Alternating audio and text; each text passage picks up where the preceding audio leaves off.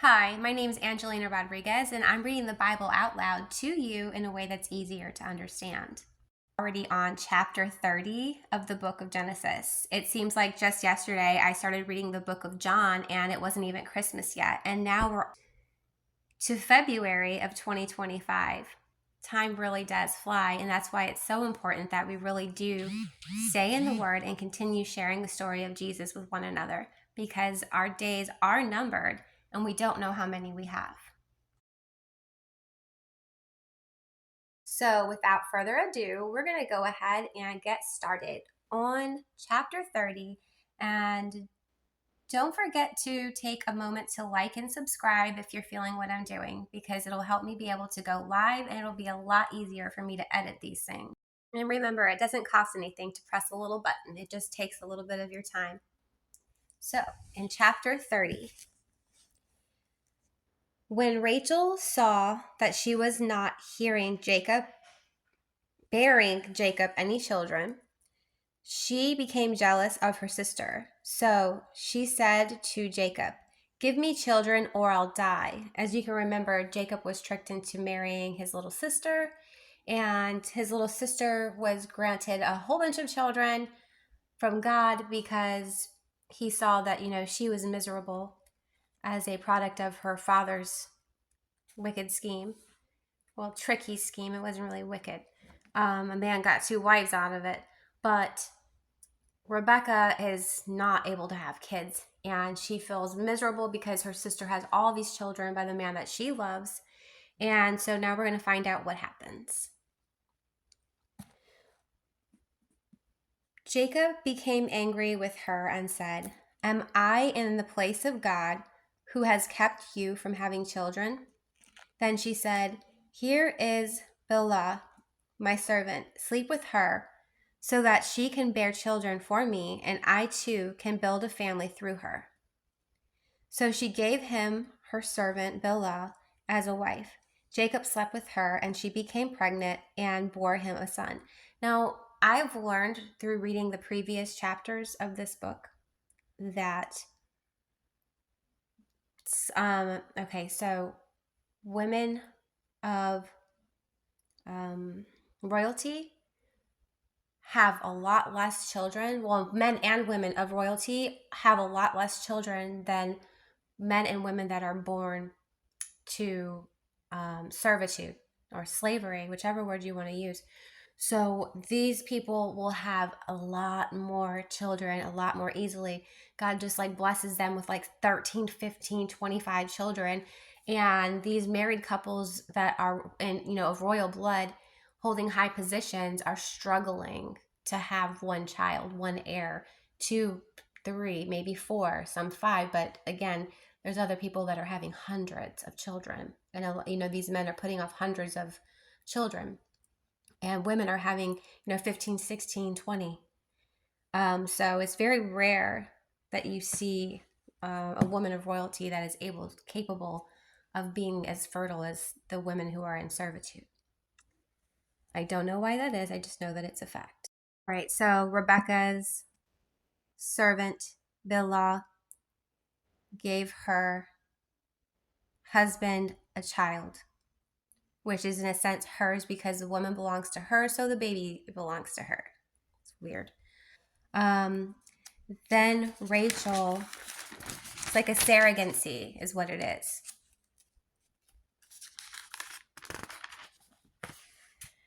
Rachel said, "God has vindicated me. He has listened to my plea and given me a son."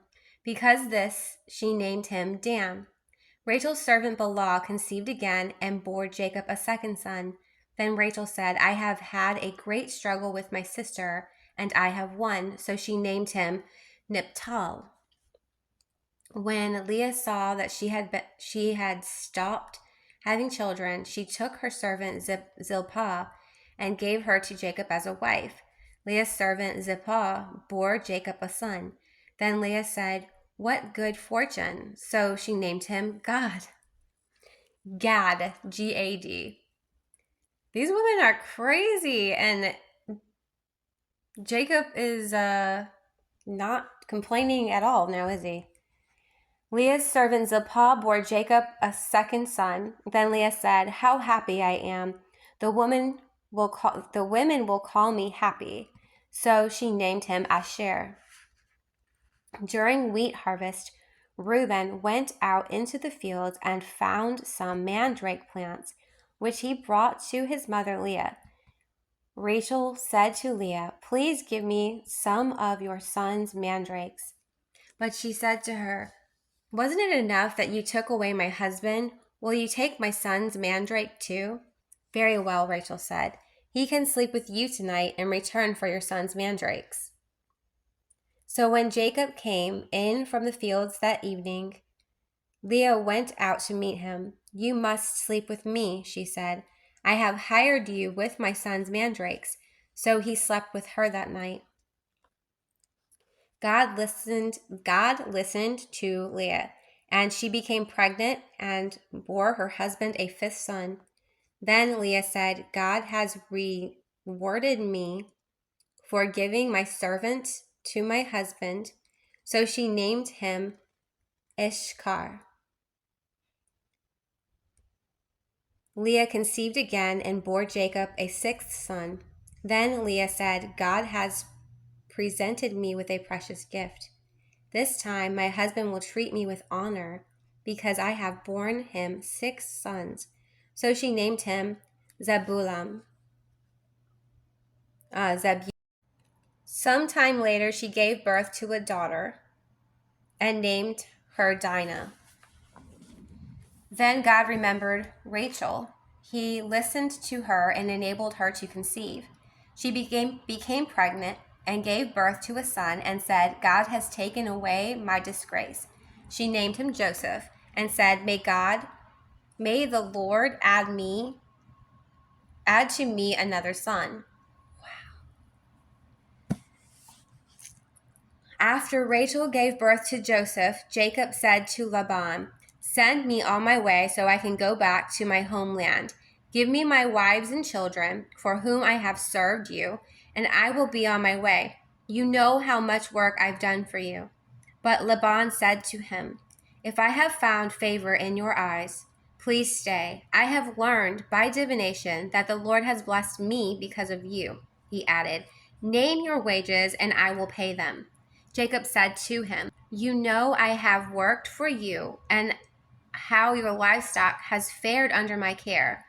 The little you had before I came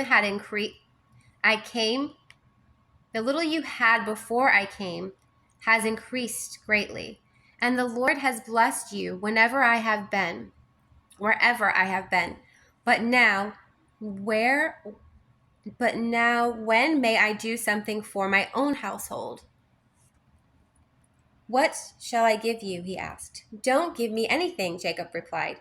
"But if you will do this one thing for me, I will go on tending your flocks and watching over them. Let me go through all your flocks today and remove from them every speckled or spotted sheep, every dark-colored lamb, and every spotted or speckled goat. They will be my wages, and my honesty will testify for me in the future. Whenever you check on the wages you have paid me, any goat in my possession that is not speckled or spotted, or any lamb that is not dark-colored, will be considered stolen." "Agreed," said Laban. Let it be as you have said. That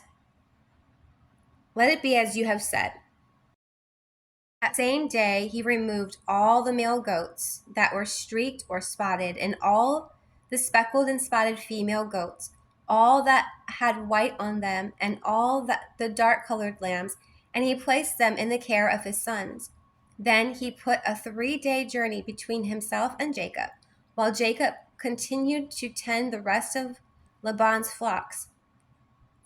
Jacob, however, took fresh-cut branches from poplar, almond, and plane trees and made white stripes on them by peeling the bark and exposing the white inner wood of the branches.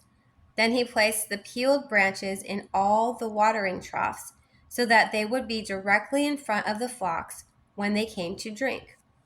When the flocks were in heat and came to drink, they mated in front of the branches, and they bore young that were streaked or speckled or spotted. Jacob set apart the young of the flock by themselves, but made the rest face the streaked and dark colored animals that belonged to Laban. Thus he made separate flocks for himself and did not put them with Laban's animals. Whenever the stronger females were in heat, Jacob would place the branches in the troughs in front of the animals, so they would mate near the branches. But if the animals were weak, he would not place them there. So the weak animals went to Laban, and the strong ones to Jacob.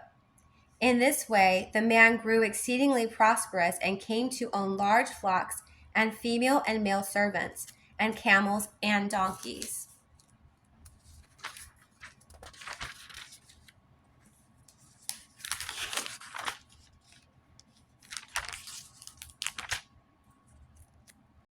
That is the end of chapter 30. It was a pretty clean ending. And what I'm gathering is that this family loves to play tricks on people. So they don't lie by any means. They don't lie at all. I should say this group of people, because even the man that sent the woman, his daughter, his youngest daughter, into the tent to sleep with Jacob, knowing that he wanted the he sent the oldest daughter when he wanted the youngest, and the oldest has to get married first. So he tricked him into sleeping with the oldest daughter, and he was like, no, I want the younger daughter, and he got 7 years more of labor. So he didn't lie. He did eventually get the daughter, but he had to take both. Number one. Number two, this guy is like, okay, I want these types of goats and lambs, and then he creates them by breeding them a certain way, and then he takes his cut. And I think that's pretty smart. And it goes to show that, just because you're a Christian doesn't mean that you're not going to do what it takes, and that you're not going to always find a way. And the Lord does put some mighty, proficient ideas into our heads to help us find the way. And we don't have to reveal every single step of what we're doing as we go along the way. And, sometimes it's better to just say what it is that we want and then leave out the parts about how we're going to get there. Because if we start telling people our secrets, then they're going to do everything they can to stop us from getting there, right? Because haters going to hate. So they're pretty smart. I mean, there's always a way around. As long as you're not lying, it's okay to be crafty. You just got to do it righteously. All right. I look forward to reading chapter 31, guys. This is getting really interesting, and I'm really digging this New International Version. I hope that you're finding it a lot easier to understand than the King James Version, because not all of us speak Shakespearean. It is a language of its own, and I really don't think anybody ever ran around talking like that. It was only a written language that was used for plays.